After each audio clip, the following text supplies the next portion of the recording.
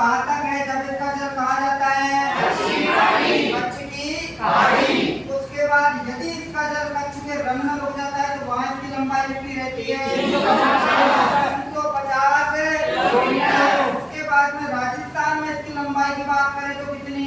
330 kilometre. Ajmer में नागपाट से निकलने के बाद किस जिले में जाती है? नागौर के बाद में पाली के बाद में जोधपुर के बाद में बड़ौदा के बाद में बाड़मेर के बाद में जालौर के बाद में कच्छ की खाड़ी या कच्छ का रण।